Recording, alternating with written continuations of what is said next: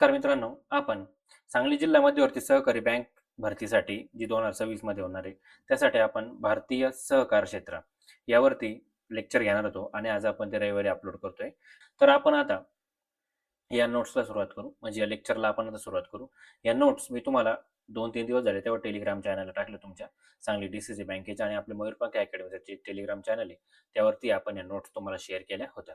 आता या नोट्समध्ये आपण थोडे पॉईंट ॲड केले. म्हणजे मी जे बघितलं तुमचे पेपर वगैरे, तर थोडे पॉईंट आपण ॲड केले. ते ॲड पॉईंट सहित ही नोट्स मी तुम्हाला टेलिग्रामला टाकून देतो. तर आपण आता सुरुवात करू. यामध्ये आपण पहिल्यांदा विविध सहकारी म्हणजे आता ज्या सहकारी संस्था ज्या स्थापन झालेल्या आहेत, तर यांचा पाया कोणता आहे? म्हणजे विविध सहकारी पद्धती ज्या आहेत त्यांचा उदय आपण बघणार आहे. तर यामध्ये पहिली जी पद्धत आहे ती रॉसडेल पद्धत. ही पहिल्यांदा इंग्लंडमध्ये उदय झालेला आहे याचा. रॉसडेल पद्धतीचा कुठे उगम झालेला आहे? इंग्लंडमध्ये. आता यावरचं जे पहिलं लेक्चर आहे ना मित्रांनो, ते आपण ऑलरेडी YouTube चॅनलवरती अपलोड केलेलं आहे. यामध्ये मी तुम्हाला व्यवस्थित सगळं समजून सांगितलं आहे. जर ते तुम्ही लेक्चर पाहिलेलं नसेल, ते तुम्ही नक्की बघा. त्याची लिंक आपण डिस्क्रिप्शन बॉक्समध्ये दिलेली आहे. आता यामध्ये बघा विविध सहकारी पद्धतींचा उदय. आता रॉसडेल पद्धत उगमस्थान कुठे आहे बघा रॉसडेल पद्धतीचं. तर रॉसडेल पद्धत ही रॉबर्ट ओवन यांनी सुरू केलेली होती. रॉसडेल पद्धत कोणी? Robert oven. रॉबर्ट ओवन यांनाच हा पॉईंट इथं तुम्ही IMP करून ठेवा. सहकारी चळवळीचा जनक यांनाच म्हटलं जातं. सहकार चळवळ जनक. सहकारी चळवळीचा जनक कोण? तर सर रॉबर्ट ओवन यांना सहकारी चळवळीचं जनक म्हटलं जातं. हे सहकारी चळवळीचे प्रवर्तक आहेत. तर यामध्ये त्यांनी बिगर कृषी बिगर पतसंस्था स्थापन केल्या होत्या. बिगर कृषी बिगर पतसंस्था. आता कार्य बघा, कापड गिरणीतील काम करणाऱ्या विणकर जे कारागीर असतात त्यांचे ग्राहक सहकारी त्यांनी भांडवल स्थापन केलं होतं. तर किती कामगार होते असं जर विचारलं, म्हणजे एवढं तुम्हाला डेप्थमध्ये विचारत नाही, तर 28 कामगार घेऊन त्यांनी ही संस्था स्थापन केलेली होती. आता याचे सभासद कोण होते? तर विणकर कामगार याचे सभासद होते. म्हणजे रॉसडेलचे जे सभासद होते ते विणकर कामगारांसाठी होते आणि पहिल्यांदा 28 कामगार एकत्र आले आणि त्यांनी ही संस्था स्थापन केलेली होती. आता हिचा उद्देश काय? तुम्हाला उद्देश वगैरे अजिबातही विचारलं जाणार नाही. फक्त रॉबर्ट ओवन यांची पद्धत, शूल डेलीज आणि फ्रेडरिक रायफेजन ही तुम्हाला फक्त माहीत पाहिजे म्हणून आपण सांगतो. यावर तुम्हाला प्रश्न विचारला जाणार नाही. आला तरी तो तुमचा इथून कव्हर होणार आहे. त्यामुळे त्यांचे उद्देश वगैरे काही लक्षात ठेवला नाही तरी चालेल.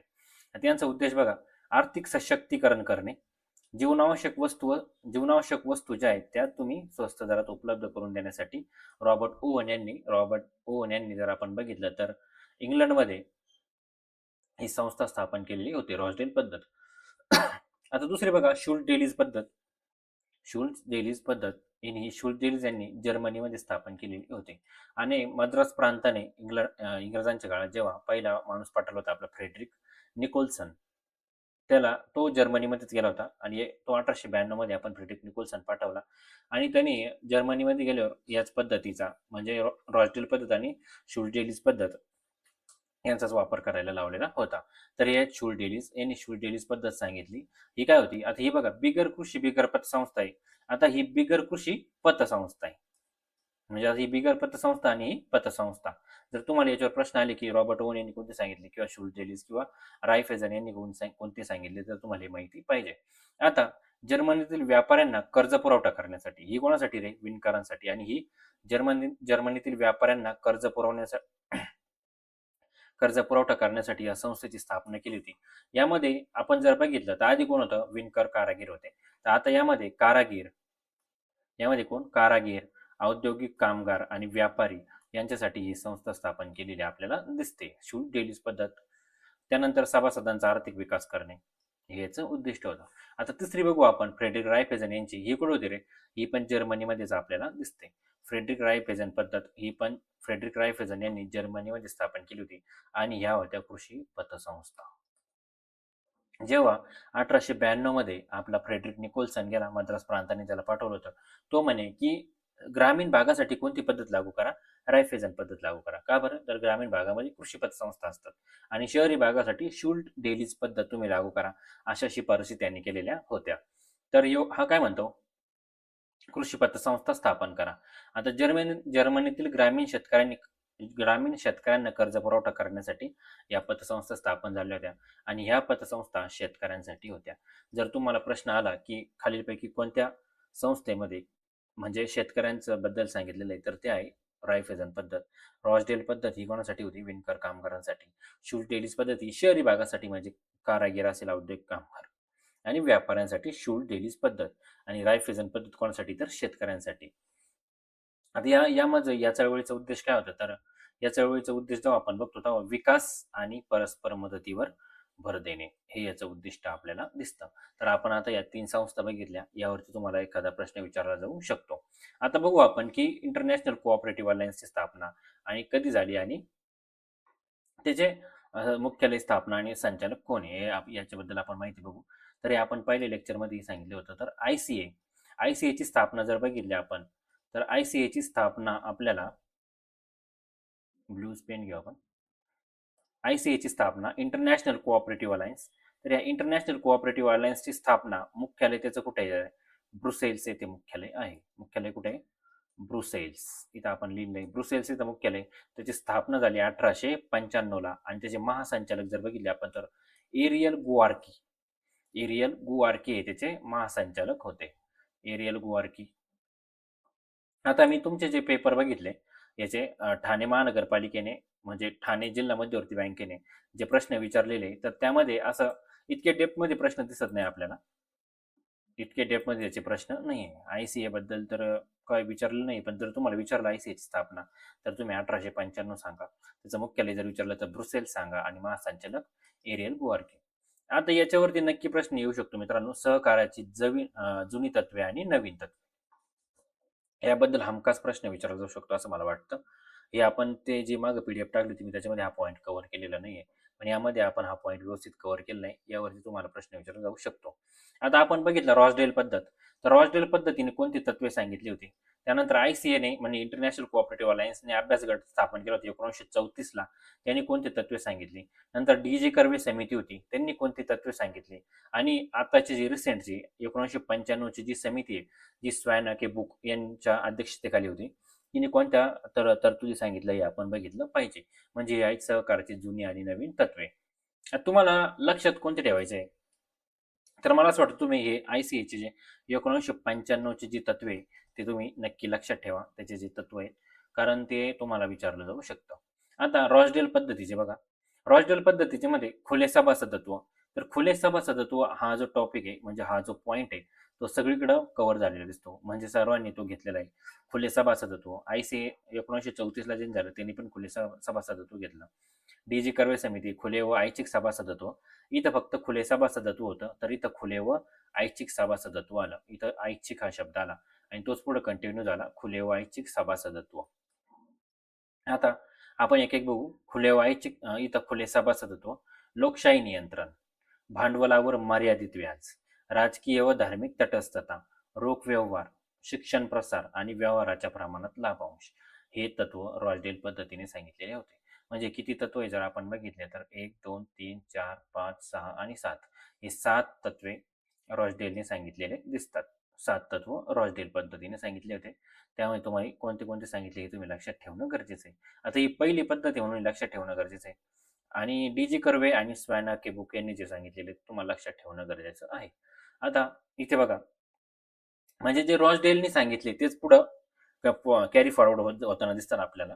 म्हणजे 1844 ला जे सांगितले तेच पुढे आय-सी-एच्या अभ्यास गटाने मान्य केलेले होते. म्हणजे तसेचे तसे. पण 1966 ला जी डी-जी कर्वे समिती आली त्यांनी 2 तत्व इथं रद्द केलेले. कोणते?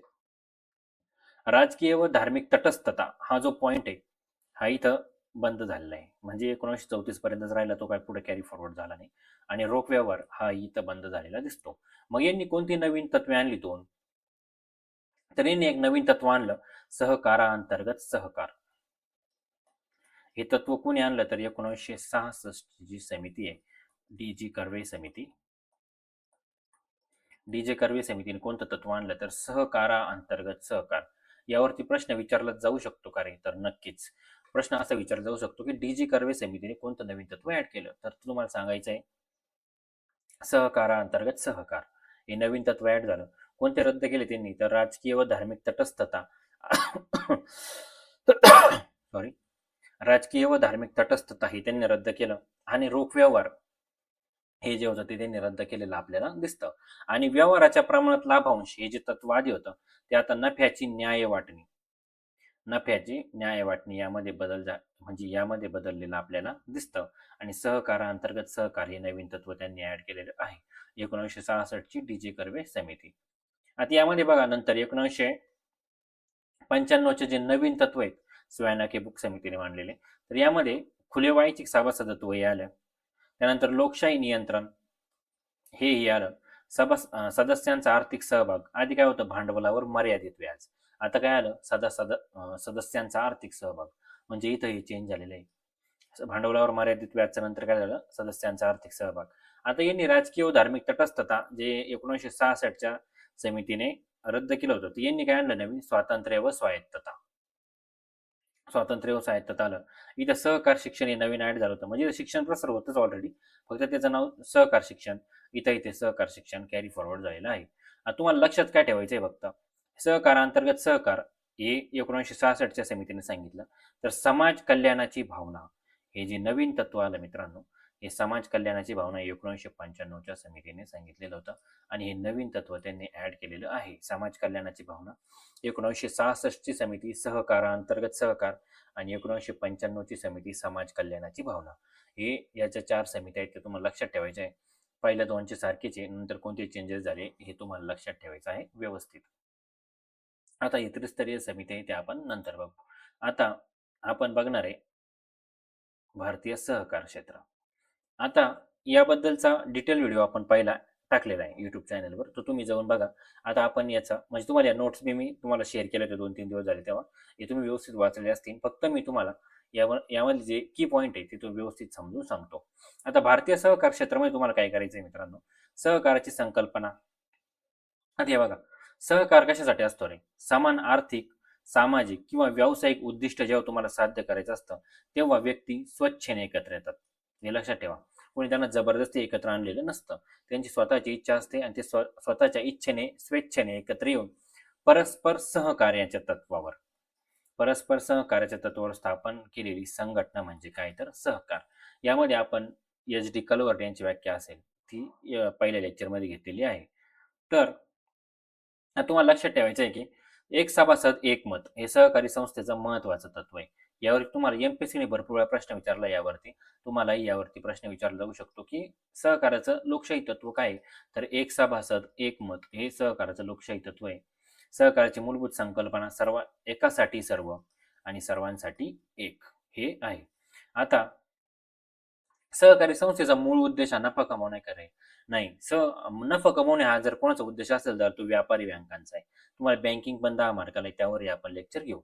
आता सहकारी संस्थेचा मुख्य उद्देश हा केवळ नफा मिळवणे नसून सभासदांच्या आर्थिक व सामाजिक गरजा पूर्ण करणे हा आहे.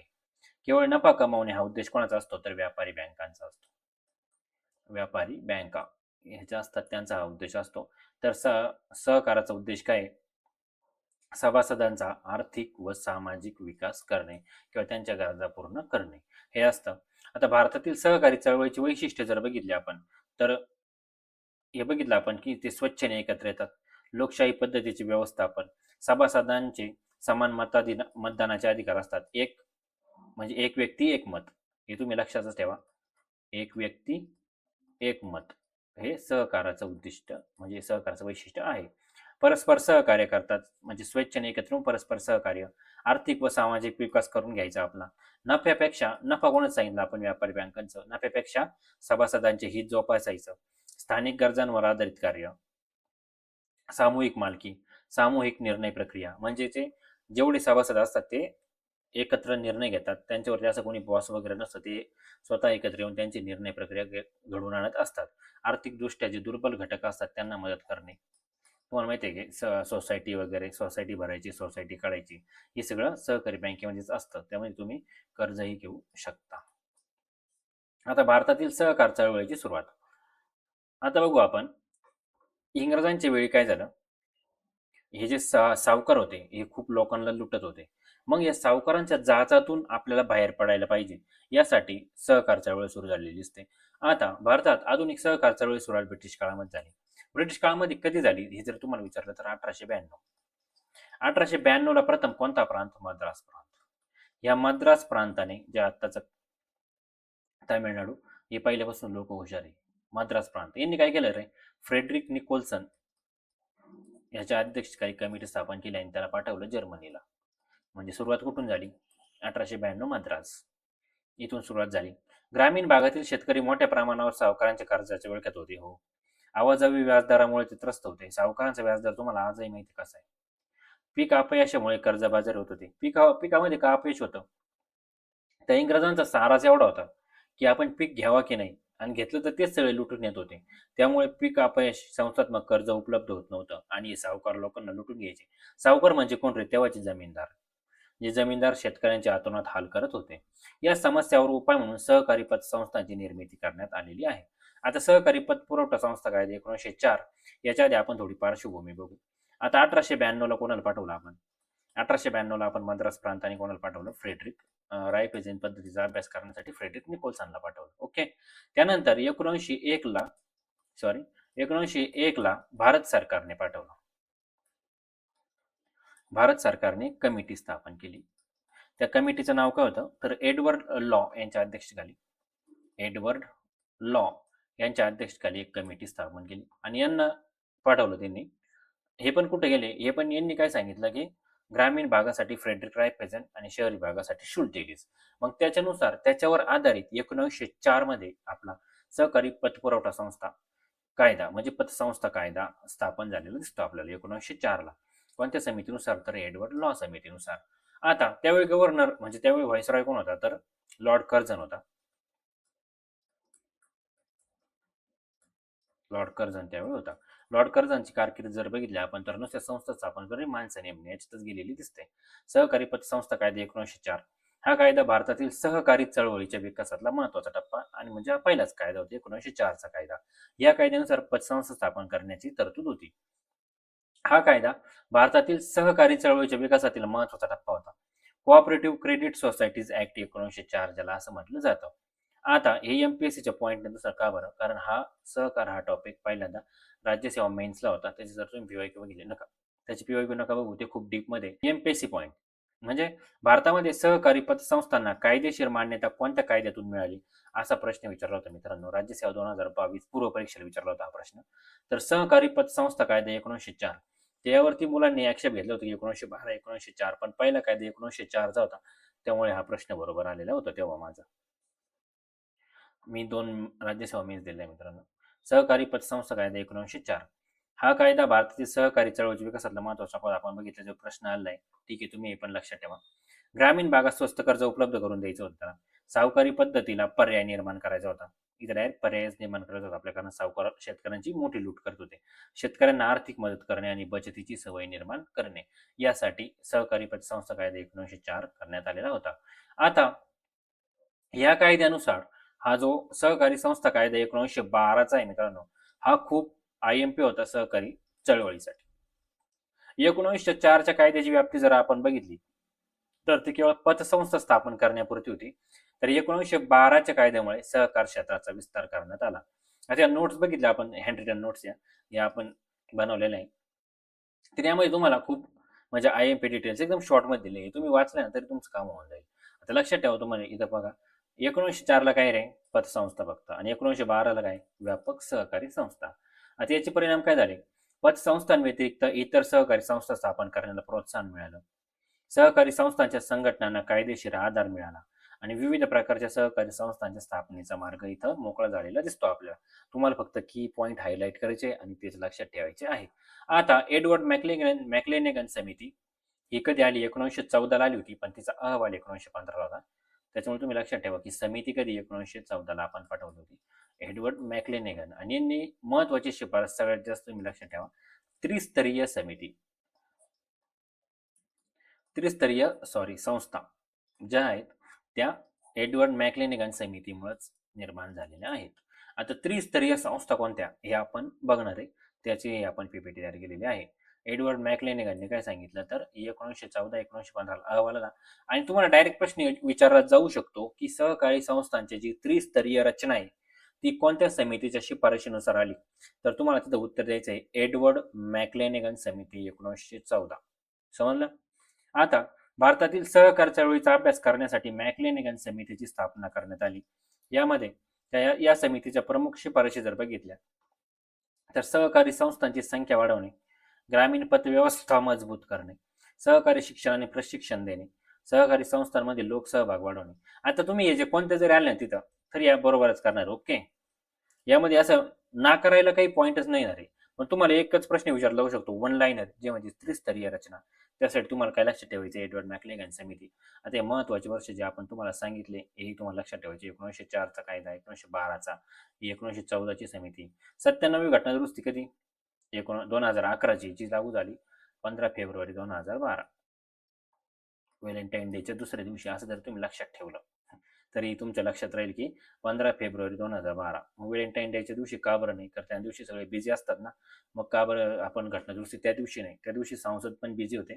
त्यामुळे 2011ची जी 97वी घटनादुरुस्ती ही 15 फेब्रुवारी 2012ला लागू झालेली आहे. कधी? 15 फेब्रुवारी 2012.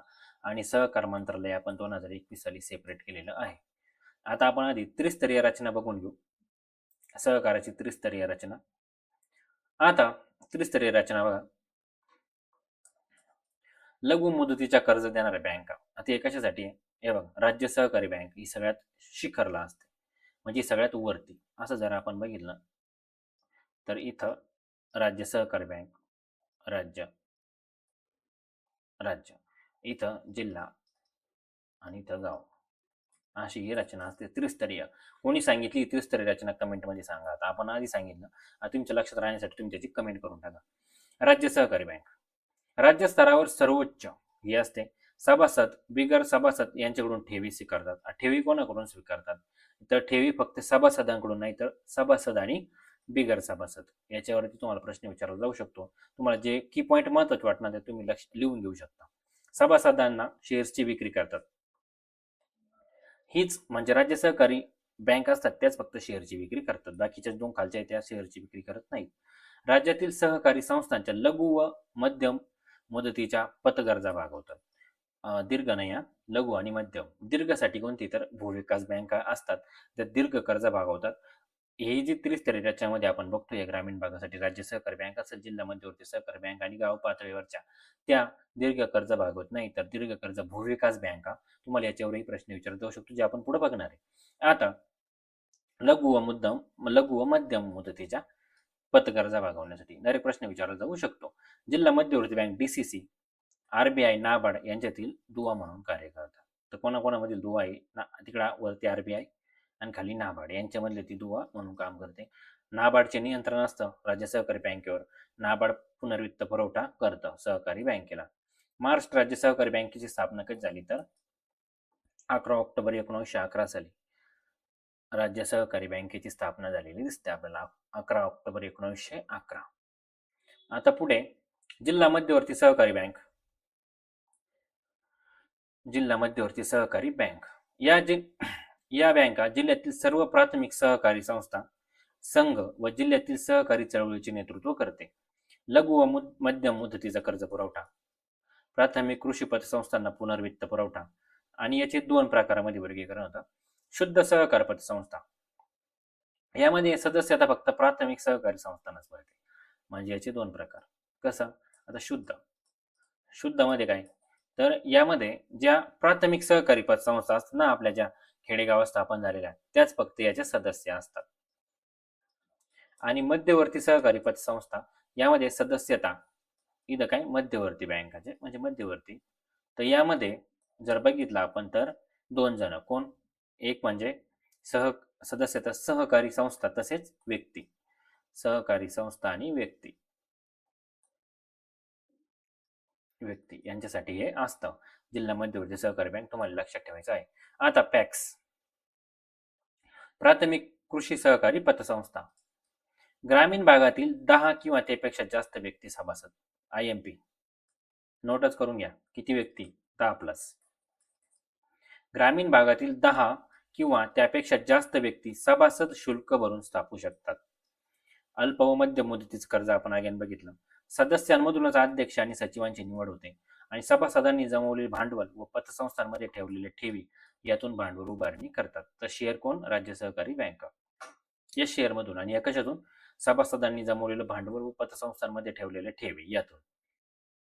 याच्यामध्ये तुम्हाला काय लक्षात ठेवायचं आहे? तर किती व्यक्ती रे? 10 प्लस. आता हे आपण बघितलं, ज्या आपण त्रिस्तरीय रचना बघितली, यामध्ये जर बघितलं आपण तर त्या कशा होत्या? अल्प आणि मध्यम मुदतीचं कर्ज देणाऱ्या होत्या. तर आपण आता बघू दीर्घ मुदतीच्या कर्ज देणाऱ्या बँका, ज्यांना म्हणतात ग्रामीण विकास बँक. म्हणजेच ग्रामीण बँका म्हणजे भूविकास बँका. याची पहिली बँक ही पंजाबमधील झांबमध्ये स्थापन झालेली होती. पंजाबमधील झांब किंवा जांब असंही म्हणतात. जांब, जांब तुम्ही लक्षात ठेवा एक. सुरुवातीला भूतारण म्हणून ओळखत. हे दीर्घ मुदतीचा कर्ज पुरवठा करतात. भारतातील पहिली बँक 1920 पंजाबमधील झांब येथे अस्तित्वात आली. ओके. पंजाबमधील झांब. भूतारण बँकेचा खरा प्रारंभ 1929 मद्रास येथून. 2003 पासून भूविकास बँकेला कधीपासून 2003 पासून राज्य सहकारी कृषी व ग्रामीण विकास बँक म्हणून ओळखलं जातं. प्रश्न विचारला जाऊ शकतो की भूविकास बँकेला काय म्हणून ओळखलं जातं? राज्य सहकारी कृषी व ग्रामीण विकास बँक. कधीपासून ओळखलं जातं? 2003 पासून ओळखलं जातं. आता लघु लघु मुदतीचं कर्ज देणाऱ्या बँकांची रचना त्रिस्तरीय, तर दीर्घ मुदतीच्या कर्ज देणाऱ्या बँकांची रचना ही द्विस्तरीय असते. हे दोन स्तर कोणते हे जर आपण बघितलं तर प्राथमिक सहकारी कृषी ग्रामीण विकास बँका आणि 2 नंबर जर बघितला आपण तर राज्य सहकारी कृषी विकास ग्रामीण बँका या 2 नंबर. यामध्ये कोणता भाग नाहीये तर जिल्हा हा जो पार्ट येतो वगळलेला आपल्याला दिसतो. भारतातील भूविकास बँकांचं कार्य निमसहकारी तत्वावर चालतं. लक्षातच ठेवायचं आहे. IMP point. भारतातील भूविकास बँकांचं कार्य हे निमसहकारी तत्वावर चालतं. तर सहकारी बँकांच्या नियमनाचा अधिकार आरबीआयकडे आहे. आरबीआय त्याचं नियमन करतं. हे आपण बघितलं आता. आता हे पॉईंट आपल्याला नंतर बघायचा आहे. नागरी सहकारी बँका हे बघून घेऊ आपण. नागरी सहकारी बँका यामध्ये जे आपण बघितलं नागरी सहकारी बँका जर्मनी व इटली या देशापासून प्रभावित. कुठून? जर्मनी व इटली. ओके. बँकिंग नियमन कायदा 1949 अन्वये यांना प्राथमिक सहकारी संस्था समजण्यात येतं. IMP point. कधीपासून? बँकिंग नियमन कायदा 1949 पासून नागरी सहकारी बँका मात्र शहरी भागात कार्य करतात त्या फक्त. नागरी सहकारी बँका आता नागरी म्हणून नागरीच करणार आहे. भाग भांडवल व राखीव निधी किमान 1,00,000 रुपये पाहिजे. की पॉईंट तुम्ही हायलाईट करून घ्या. इतर सहकारी संस्थांना सभासदत्व देण्याची यामध्ये तरतूद नाही. म्हणजे तुम्हाला डायरेक्ट असं 2-3 लाईन येतील की कोणती बँक आहे तुम्हाला ती नागरी सहकारी बँक सांगायची आहे.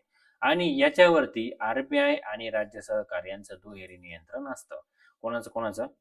आरबीआय आणि राज्य सरकार.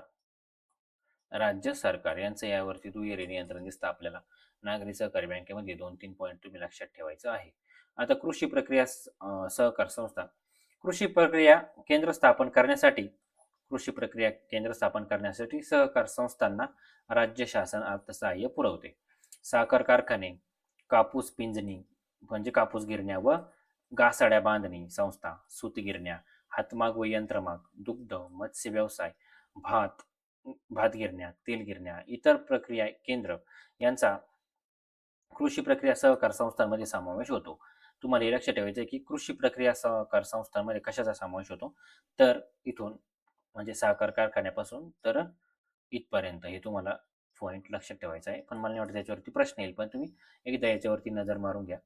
दिनांक 31 मार्च 2023 आणि इथपर्यंतच आकडेवारी आपल्याकडे. राज्यात 24,489 कृषी प्रक्रिया सहकार संस्था कार्यरत असून त्यांची सभासद संख्या सुमारे 66 लाख आहे. ह्या आकडेवारी कुठून घेतली आहे आपण? तर महाराष्ट्र आर्थिक पाहणीचं जे अहवाल आहे त्याच्यामधून ही आकडेवारी घेतलेली आहे. आता ही नोटही तुम्ही इथं लक्षात ठेवा. महाराष्ट्रामध्ये एकूण सहकारी संस्था यांचा जर आपण विचार केला तर सगळ्यात जास्त कोणत्या आहेत? गृहनिर्माण संस्था ज्या आहेत त्या सगळ्यात जास्त आहे. सहकारी संस्थांमध्ये कोणत्या? गृहनिर्माण संस्था. ही सगळी आकडेवारी आपण महाराष्ट्राचा आर्थिक पाहणी अहवाल जो रिसेंट आहे त्याच्यामधून घेतली आहे. गृहनिर्माण सहकारी संस्था यांच्यामध्ये सर्वाधिक आहे आणि त्या कुठे? तर कोकण विभागामध्ये. कोकण विभागामध्ये का बरं? कारण कोकण विभागामध्ये मुंबई आहे त्यामुळे. आणि कृषीमध्ये जर बघितलं आपण तर त्या आहेत दुग्ध विकास संस्था. दुधाच्या गोकुळ, महानंदा वगैरे. कृषी सहकारी संस्थांमध्ये या सर्वाधिक आहे आणि त्या कुठे? तर पुणे विभागामध्ये सर्वात जास्त आहे. आता या सहकार संबंधित समित्या आपण लास्टला पाहणार आहे. आता ही सगळी बघितली आपण. तर भारतातील सहकार क्षेत्राचा विकास मित्रांनो हे तुम्हाला बघून घ्यायचे. तुम्ही हा जो चार्ट दिलेला आहे आपण तो कशा-कशामध्ये सहकारी संस्था कोणते कार्य आहे तुम्ही बघून घ्या. त्यानंतर स्वातंत्र्यानंतर सहकार क्षेत्र. स्वातंत्र्यानंतर सहकाराला ग्रामीण विकास स्वातंत्र्यानंतर सहकाराला ग्रामीण विकास आणि आर्थिक नियोजनामध्ये महत्त्वाचे स्थान देण्यात आलेलं आहे.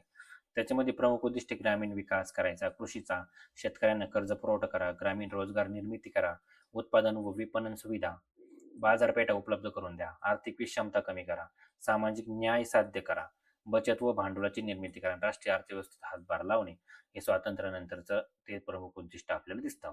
आता भारताच्या सहकार क्षेत्रातील प्रमुख संस्था नाफेड बघा. नाफेड बद्दल पूर्ण डिटेल आपण फर्स्ट लेक्चरमध्ये सांगितलेले आहेत. NAFED national agriculture cooperative marketing federation of India याची स्थापना तुम्हाला विचारली तर ही 2 ऑक्टोबर 1958 साली झालेली आहे. नाफेडची स्थापना 2 October 1958. National agriculture cooperative marketing federation of India कृषी उत्पादनांच्या सहकारी विपणनासाठी महत्वाची संस्था आहे. त्यानंतर इफकोचा आपण खत घेतो बघा, IFFCO Indian farmers fertiliser cooperative limited. त्याचा आपण इफकोचे गोणे आणल्या त्याचा आपण कधी फुल फॉर्म वाचण्याचा प्रयत्न केला नाही, तर त्याच्या खालीच असतो असा Indian farmer fertiliser cooperative limited. शेतकऱ्यांना खताचे हे बघा खत हे सगळ्यांना माहिती ना आपल्याला. एनडीडीबी हे डेअरी डेव्हलपमेंट बोर्ड आहे. आणि अमूल दूध पिता आहे इंडिया, आनंद गुजरात. इथं सहकारी पतसंस्थेची रचना 3 स्तर आपण बघितले मित्रांनो. तरी तुम्ही इथं बघून घ्या. आपण त्या आजच्या स्लाइडमध्ये बघितली तर राज्य सहकारी बँक हे तुम्हाला प्रॉपर आपण डायग्राम वगैरे काढून दिली. पहिल्या स्तर राज्य स्तर, नंतर जिल्हा स्तर आणि प्राथमिक स्तर. हे इथं हा चार्ट पण तुम्ही लक्षात ठेवा. त्यानंतर 97वी घटना दुरुस्ती त्याच्याबद्दल आपण बघितलं. इथे एकदम शॉर्टमध्ये बघून घेऊ. 97वी घटना दुरुस्ती भारतीय संविधानात सहकाराला महत्त्वाचे स्थान देण्यासाठी 97वी घटना दुरुस्ती 2011 करण्यात आली होती. आणि ती कधी लागू झाली? ट्रिक सांगितली आपण तुम्हाला, तुम्ही विसरणार नाही कधी. 15 फेब्रुवारी 2012. का बरं? हे तुम्हाला मी सांगितलं. अनुच्छेद 19(1)(c). मी तुम्हाला सांगितलं ते फक्त लक्षात ठेवण्यासाठी, ते जास्त मनावर घ्यायचं नाही. अनुच्छेद कोणता? 19(1). प्रश्न विचारला जाऊ शकतो का याच्यावर? हो, राज्यसेवेने विचारलाय, म्हणजे एमपीएससीने विचारलाय, तुम्हालाही विचारला जाऊ शकतो. अनुच्छेद 19(1)(c) मध्ये सहकारी संस्था स्थापन करण्याचा अधिकार समाविष्ट आहे. राज्याच्या मार्गदर्शक तत्वामध्ये कलम 43(b) मध्ये आणि संविधानाचा भाग 9(b) यामध्ये कलम 243(zh) ते कलम 243(zT) समाविष्ट आहे. लक्षातच ठेवायचे रे बाबा हे. सहकारी संस्थांची स्वायत्तता, लोकशाही, व्यवस्थापन व व्यावसायिक व्यवस्थापन यावरती भर दिलेला आहे. त्यामध्ये स्वतंत्र सहकार मंत्रालय कधी? 2021. ते आपण बघितलं. त्याचं घोषवाक्य सहकार से समृद्धी. आणि कोणाच्या अध्यक्षतेखाली आहे? अमित शहा.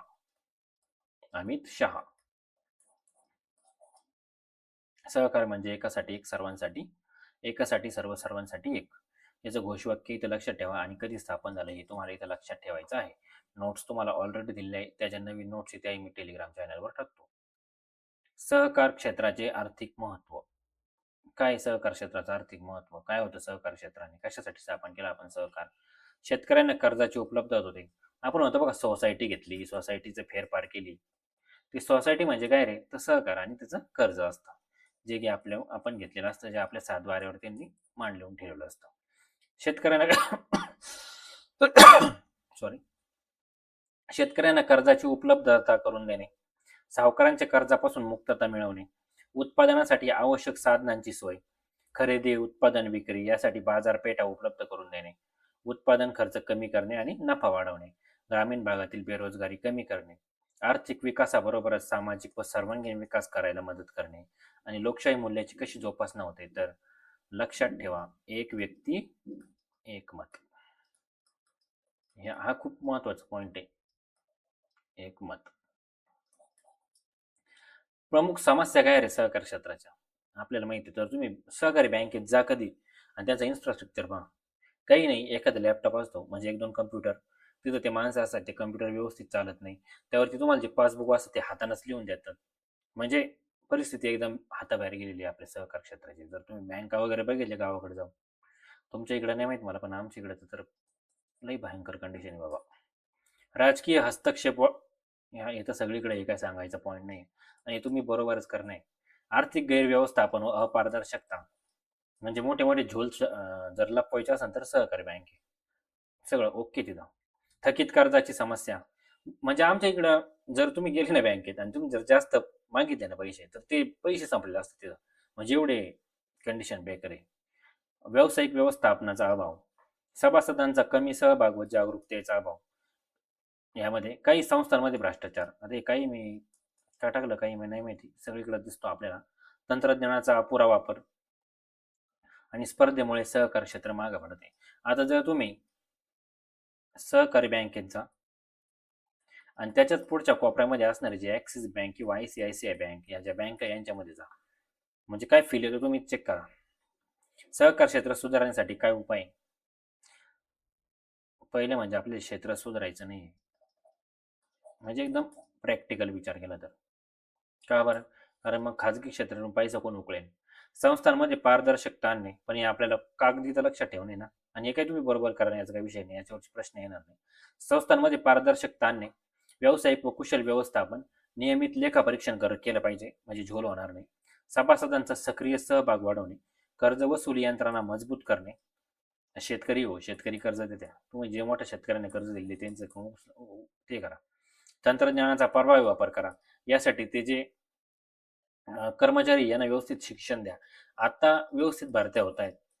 पहिले जे कर्मचारी ते कशी भरती झाले काही कोणास ठाऊक. राजकीय हस्तक्षेप कमी करा. हा होईल का रे? सरकारी सहकारी शिक्षण व प्रशिक्षण द्या. संस्थांची आर्थिक शिस्त म्हणजे राखणे सॉरी, आणि सहकारी मूल्यांचा प्रचार व प्रसार करणे. सारांश जर बघितला आपण तर भारतामध्ये सहकार चळवळी सुरुवात 1904 ची समिती आपण बघितली. त्यानंतर एडवर्ड मॅकलेनेगन 1901 ला गेला. त्यानंतर 1904 चा आपण कायदा केला. 1904 चा कायदा पतसंस्थांसाठी. नंतर आपण 1912 ला कायदा केला. 97वी घटना दुरुस्ती 2011 ला आणली आपण आणि 2021 साली तिथून 10 वर्षांना सहकारची समृद्धी नावाचं म्हणजे जे ब्रीद वाक्य घेऊन आलेलं मंत्रालय म्हणजे सहकार मंत्रालयाचे मंत्री अमित शहा. ओके. इथं आपण तुम्हाला काही ट्रिक्स वगैरे दिलेले आहे, ते तुम्ही बघून घ्या. आपल्या नोट्स कशा वाटल्या तुम्हाला ते तुम्ही मला कमेंटद्वारे सांगा. इथे हे सहकारची समृद्धी आपल्या चॅनलला, दोन्ही चॅनल, टेलिग्राम चॅनल आणि यूट्यूब चॅनल. कारण तुम्ही फक्त सहकारी भरती नाही द्या ना, तुम्ही तलाठीचाही फॉर्म भरलेला असणार फिक्स. त्यासाठी आपलं तिथं मार्गदर्शन होतं. 1904चा हा कायदा, 1912, 1914चा, 2011, 2021. आता आपण बघणार आहे याच्या समस्या आपण ऑलरेडी बघून घेतल्या. तरी तुम्ही हे वाचून घ्या. इथं नोट्स टेलिग्राम चॅनलला शेअर केलेले. हे उपाय पण आपण बघितले. सामाजिक महत्व पण बघितलं. हे सारांश पण एकदा बघून घ्या. आता आपण बघणार आहे महाराष्ट्रातील सहकार चळवळ. यासाठी आपल्याला जे 2 कायदे आता झालेले त्याचा आपण सविस्तर अभ्यास करणार आहे. एका तक्त्याद्वारे त्याचा आपण अभ्यास करणार आहे. तो आपण पुढे बघू. पण एकदा हे बघून घेऊ इथं. महाराष्ट्रातील सहकारी चळवळीचा विस्तार, ऐतिहासिक टप्पे आणि इथं अधिकृत आकडेवारी आपण दिलेली आहे काही. आता ऐतिहासिक कालखंड आणि प्रमुख टप्पे काय बाबा? पूर्व सहकार काळ 1870 ते 1903. यामध्ये काय होतं? यामध्ये सावकारच होते. काय होतं? या काळात शेतकरी सावकारांच्या कर्जाच्या जाळ्यात अडकलेला होता. सावकार म्हणजे तेव्हाचे जमीनदार रे. त्यावर उपाय म्हणून ब्रिटिश सरकारने काय केलं? Deccan agriculturist relief act 1879. हा रयतवारी जी होती ना रे, रयतवारी. जर तुम्ही MPSCचा अभ्यास केलेला असेल तर त्या जमीनदारी म्हणजे रयतवारी जमीन महसूल पद्धत आहे. त्याच्या द्वेषातून तो जो खतफोडीचं बंड वगैरे झालं होतं तेव्हा 1879 ला सरकारने हा दारा ऍक्ट, याला दारा म्हणतो आम्ही, म्हणजे सगळे दारा म्हणतात, डेक्कन ॲग्रिकल्चर रिलीफ ऍक्ट हा संमत केलेला होता. आणि लँड इम्प्रुव्हमेंट लोन ऍक्ट हा 1883 साली आलेला होता. आता नंतर ब्रिटिश सरकारने 1904 ला जो कायदा संमत केला त्यानुसार महाराष्ट्रामध्ये 1911 साली Bombay central cooperative bank limited, ज्याला आपण महाराष्ट्राची राज्य सहकारी बँक म्हणतो, ती आपण बघितली आधीच, ती 1911 ला स्थापन झाली. ती तुम्हाला लक्षात ठेवायची होती कोणत्या ऍक्टने झाली. त्याच्यानंतर विकासाचा टप्पा 1912 ते 1924. का बरं? कारण इथं ऍक्ट आला आपला 1912चा कायदा आला. 1912च्या नव्या कायद्यानुसार बिगर शेती सोसायट्या, पतसंस्था आणि सहकारी प्रशिक्षण कार्यक्रमांना इथं गती मिळालेली दिसते. त्यानंतर 1925 ते 1947 मध्ये काय झालं? बॉम्बे कोऑपरेटिव्ह सोसायटीज ऍक्ट 1925 हा महाराष्ट्राने पहिल्यांदा म्हणजे देशात पहिल्यांदा लागू केला होता. ओके.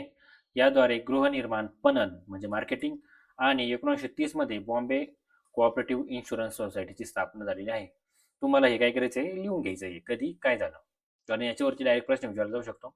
बघून घ्या म्हणजे लिहून घ्या, पाठ करा. वृद्धीचा टप्पा 1950 स्वातंत्र्योत्तर काळात सहकार क्षेत्राने मोठी झेप घेतली. 1950 मध्ये आमच्या शेजारी आहे. 1950 मध्ये अहमदनगर, जे आता काय झालंय आपलं अहिल्यानगर. अहिल्यानगर अहिल्यानगर जिल्ह्यातील कोणतं? लोणी प्रवरा, प्रवरानगर येथे पद्मश्री डॉक्टर विठ्ठलराव विखे पाटील यांच्या मदत कोणी केली? धनंजयराव गाडगीळ यांच्या पुढाकाराने आशियातील व देशातील पहिला सहकारी साखर कारखाना सुरू झाला. जर तुम्ही एमपीएससी करत नसेल तर हे लक्षात ठेवा. 1950 त्यांनी फक्त डीसीसीचा फॉर्म भरलाय. त्यांनी व्यवस्थित वाचा रे, एमपीएससी वाल्यांना सगळं माहिती आहे. 1950 साली. आणि महाराष्ट्र सहकारी संस्था कायदा 1960 ला अंमलात आला. 26 जानेवारी 1962 रोजी हा अंमलात आलेला दिसतो. आणि 2013 आपला नवीन कायदा आलाय. 2013 त्याबद्दल आपण माहिती घेतलेली आहे. हे सारांश वाचून घ्या. 1960 पासून सुरू झालेली सहकारी चळवळ शेतकऱ्यांच्या कर्जमुक्तीसाठीच्या प्रकल्पापासून प्रयत्नांपासून सुरू होऊन आज बहुउद्देशीय, बहुआयामी आणि समाजधिष्ठित समाजाच्या आर्थिक विकासासाठी आधारस्तंभ बनलेले आपल्याला दिसते. महत्वाच्या तारखा व कायदे आपण बघितले. 1904चा कायदा, 1904चा, 1911चा कायदा. 1911च्या कायद्याने काय झालं रे? तर मध्यवर्ती सहकारी बँक, आपली जी राज्य सहकारी बँकाची स्थापना झाली. त्यानंतर 1950ला लोणी प्रवरानगर इथं अहिल्यानगरमध्ये काय झालं? कारखाना सुरू झाला. कोणी केला? विठ्ठलराव विखे पाटील. मदत कोणी केली? धनंजयराव गाडगीळ. 26 जानेवारी 1962ला काय झालं? आज 15 ऑगस्ट मी लेक्चर रेकॉर्ड करतोय, उद्या टाकणार. 26 जानेवारी 1962ला काय झालं? महाराष्ट्र सहकारी संस्था कायदा 1960ची अंमलबजावणी करण्यात आली. 1984ला काय झालं ते? 1984 साली केंद्र सरकारतर्फे सर्वंकष multi state cooperative societies act संमत करण्यात आला. राज्याबाहेरील सहकारी संस्थांच्या नोंदणीसाठी एक समान कायदेशीर चौकट त्याने आणलेली आपल्याला दिसते. 1984चा 15 फेब्रुवारी 2012.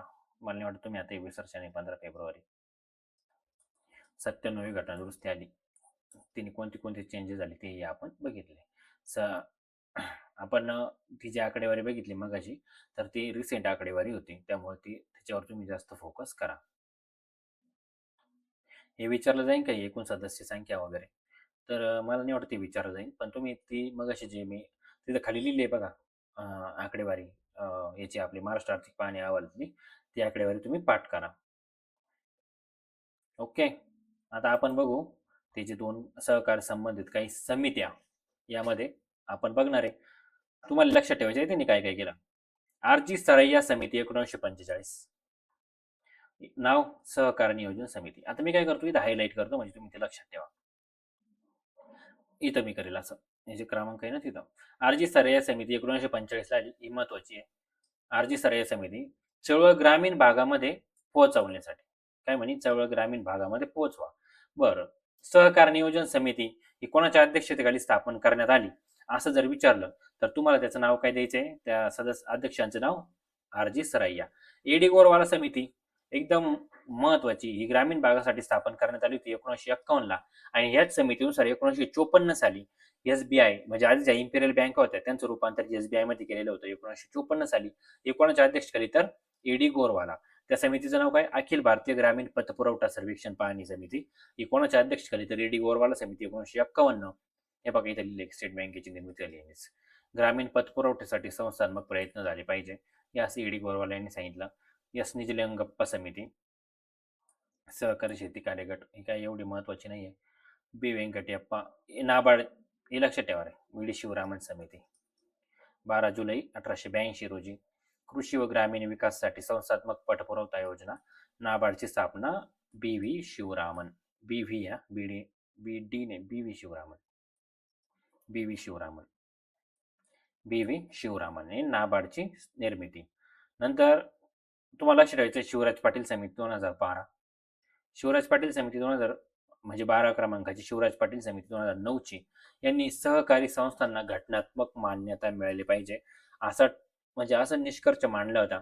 आणि त्यानुसार आपण 2011ला कायदा केला आणि 2012ला 97वी घटना दुरुस्ती लागू झालेली आपल्याला दिसते शिवराज पाटील समिती.